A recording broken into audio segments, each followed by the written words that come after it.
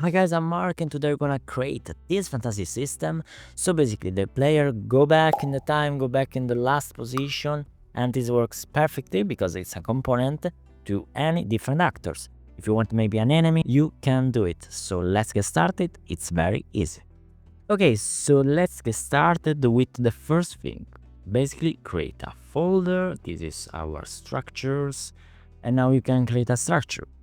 What is a structure basically is like a list of different variables that we can use to define different things. Like in this case, we want the location, the rotation. So I will call it a snapshot rewinding.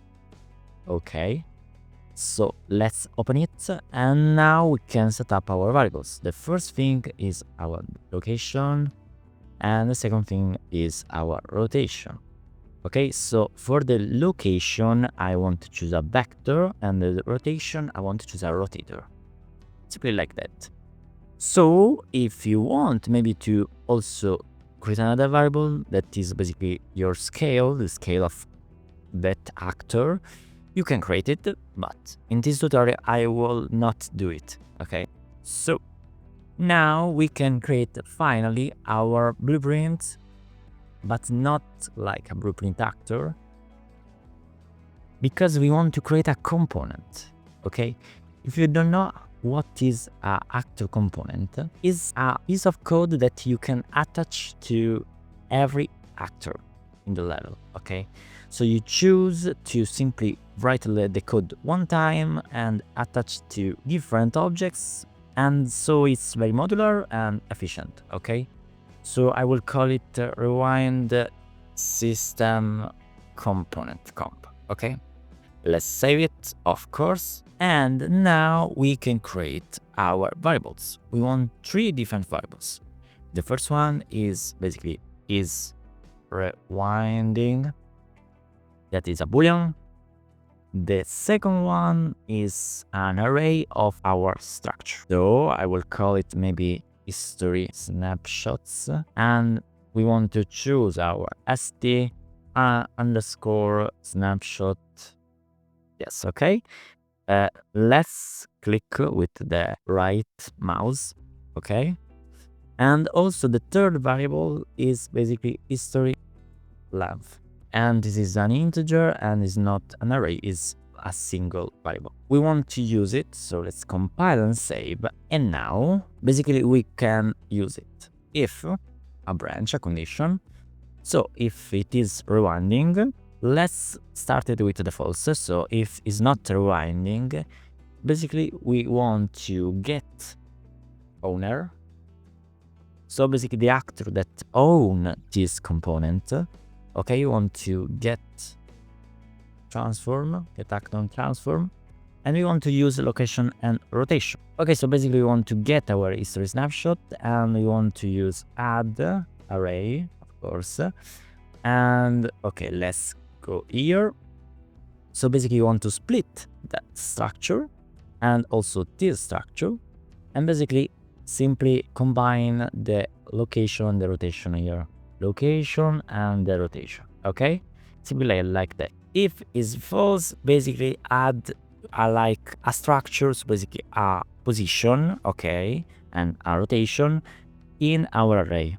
Okay, so after I've added to our history snapshots, we want to control if the length of our snapshot is basically greater than our history length. Okay, and sorry, is not length like this, sorry. Okay, it's something like this. Also here, if you want, you can also, after compile and save, maybe you want also to set the default value. I will choose like 300. Why this? Because in reality it's like 5 seconds with a medium FPS of 60. Okay, but of course you can choose whatever you want. Is like the number of the frame we want to save. Okay, so if the length is greater than history length, we want to remove, so remove, okay, 0, okay? So basically we remove the first index. Maybe I will do something like this, okay? And the false, maybe organize this a little bit. Okay, compile and save. Okay, and the first thing is basically perfect. Okay, so if it is false, we do this. But if it's true, okay, we want to check with a branch if the history length is greater than 0. Otherwise, of course, it creates some problem. So greater than 0, okay, like this. And if it's false, we want to set the rewinding boolean variable, okay, to false.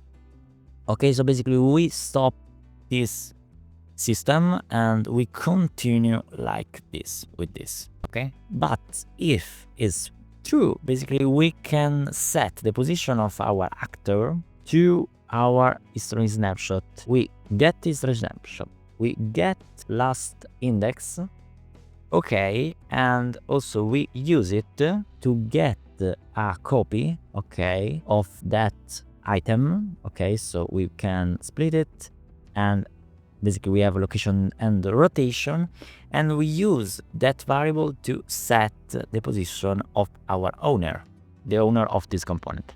So we can get owner, we also can set actor transform, something like this.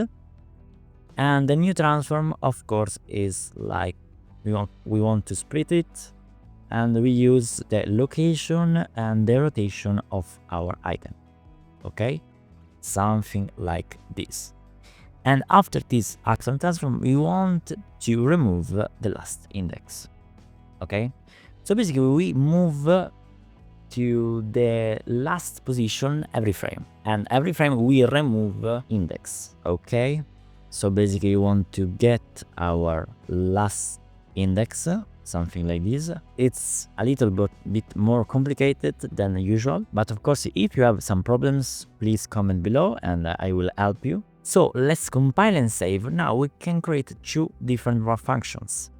The first one is basically start rewinding, and the second one is stop rewinding. So start rewinding is basically set is rewinding to true, and the stop rewinding basically we can set to false, of course, okay, something like this. So let's compile and save. Now we can create an action, okay, so an input. So let's go in action, and now we can go in, yes, an input action, AI underscore, I will choose rewind time, okay, and it's like yes, digital bool, the trigger is basically pressed, okay. So let's save, and now we want also to add this action to our default, okay. So let's go in mappings and also click add and choose our rewind time, okay, simply like that. And of course you can also choose our key, so I will choose maybe F, okay. So let's save. Now we have created this component, that action, and now we can use it. So we must go to our player. So let's go characters, oh no, sorry, third person, yes, blueprints, third person character. And here in the viewport we can add our component, BC rewinding system component, perfect, like this. Okay, so let's compile and save. Now we can go in event graph, and here we can simply get our AI action, so rewind time. Okay, so now we can choose the way we can continue, because in reality if you press trigger, okay, maybe you want to that everything go in the rewind mode, okay, but okay, so in that case maybe you want to get all actor with this component, and after that you can use for each loop and simply call the function of this component. But in this case I want only that the player, okay, can do this effect. Okay, so basically we can get our wind system component and use the function, so call start winding. Okay guys, the thing important to do basically is to go here in the rewind time and choose not old but old and release. Or if you want, go in default and not choose here. You can choose the trigger for each key and you can choose old and release, and of course set the all time threshold to 0. Okay, or here or in the rewind time. It's very important. So we can go back into person character, and now when it starts rewinding. When it's complete, we stop rewinding. So when it's complete, basically when we release the key. Okay, so if you maybe jump or move, okay, press F and something like this. You can continue, do rewind, something like this. I think it's very funny, but it's very useful for many different games, maybe puzzle games, something like this. It's a component so you can attach to every actor that you want. So guys, thank you for watching. If you have enjoyed the video, please subscribe or like. I will appreciate so much. And thank you for everything. If you have problems, comment below. Bye bye guys, to the next video.